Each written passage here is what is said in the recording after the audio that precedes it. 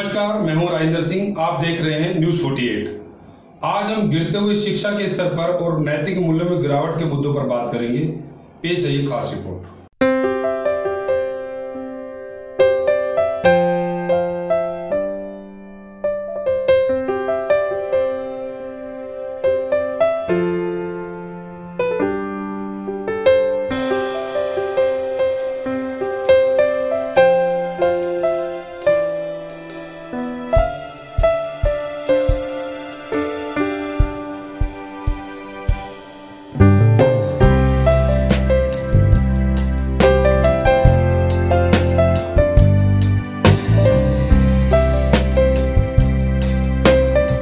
शिक्षा के स्तर को कैसे सुधारा जाए और नैतिक मूल्यों में गिरावट का जिम्मेदार कौन के मुद्दे पर स्कूल व शिक्षाविदों से आइए दिखाते की गई बातचीत। My self Sangeeta Deshwal, principal JD school Lalpura Palwal.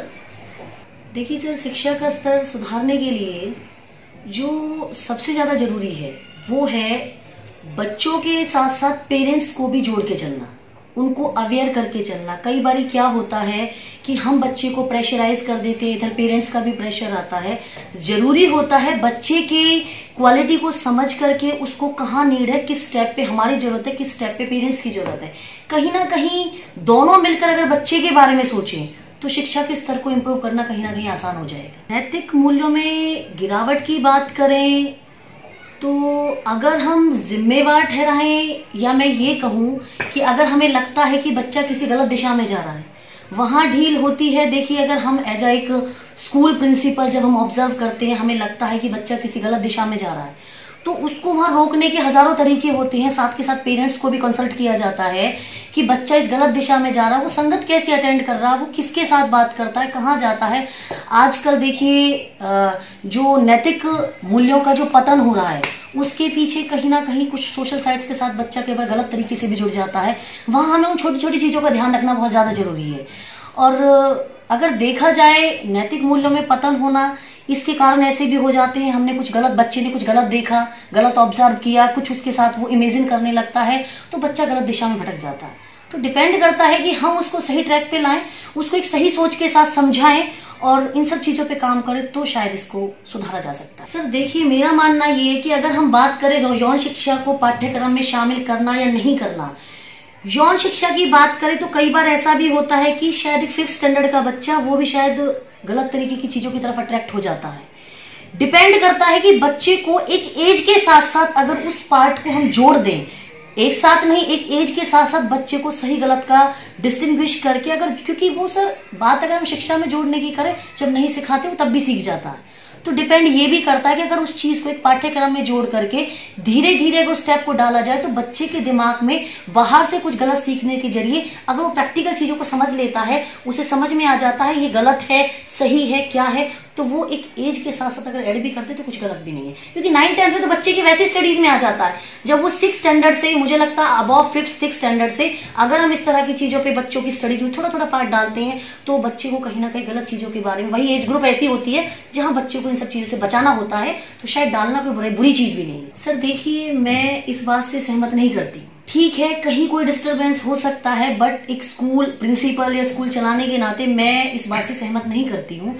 Sir देखिए, हम लोग अगर ये काम करते हैं तो अगर हम पेरेंट्स से फीस लेते हैं, हम तो इस मेंटलिटी के साथ काम करते हैं कि हमें बच्चे को अपना 100% फीडबैक देना होता है। हम ये सोचते हैं कि जो बच्चे से लिया जाता है, पेरेंट्स के ऊपर जो चार्जेस दिए जाते हैं वो जेन्युइन तरीके से दिए जाते हैं, उसमें हम कुछ गलत ऐड करना, वो सब कुछ बच्चों के लिए होता है। हम ये नहीं सोचते कि हम एक व्यवसाय बना के काम कर रहे हैं। शिक्षा कभी भी व्यवसाय का रूप दे करके नहीं दी जा सकती है, और मैं इस बात से सहमत नहीं करती हूँ कि हाँ एक व्यवसाय बना दिया, गलत किया गया, नहीं। अगर हम जो काम कर रहे हैं हम ऑनेस्टी के साथ कर रहे हैं, कोई गलत चार्जेस हम अप्लाई नहीं करते हैं, हम सब ठीक करने की कोशिश करते हैं कि कुछ गलत ना हो, तो हम इसको व्यवसाय नहीं मानते हैं। देखिए, मेरा मानना है, हम सवाल उठाते हैं बट ये भी हम सोचते हैं, मैं एक संचालक होने के नाते मैं उस फीलिंग को समझ सकता हूँ कि हम जिस टाइम एक नींव खड़ी करते हैं, संस्था की नींव खड़ी करते हैं, वो बैंक से भी लोन लेना होता है, बसेसों पे कन्वेंस के लिए भी लोन लेना होता है, स्टाफ को भी सैलरी देनी होती है, एक जमीन प्रॉपर्टी भी परचेज करनी होती है, तो बहुत सारे खर्चे होते हैं जो फीस हर साल और ईयरली 10% इंक्रीमेंट भी लगाया जाता है। तो मेरा मानना है कि ऐसा नहीं है, गलत है ये कि मनमानी नहीं करते, मजबूरी है करना। अगर हम नहीं करेंगे तो बच्चों को अच्छी एजुकेशन नहीं दे सकते। एक स्टडी को लेके अगर हम सवाल उठाते हैं तो फैसिलिटी भी देनी, उसे कोर्स में भी फैसिलिटी देनी पड़ती है। अच्छा टीचर अगर हम लेके आते हैं तो उसकी इंक्रीमेंट भी लगाना पड़ता है, उसे अच्छी सैलरी भी देनी पड़ती है, तो बहुत सारी चीजें हैं।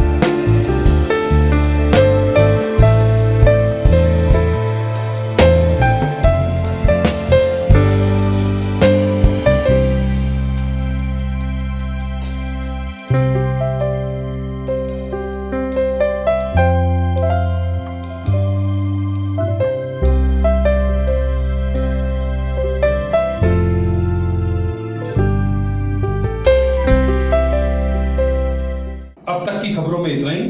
देखते रहिए न्यूज़ 48।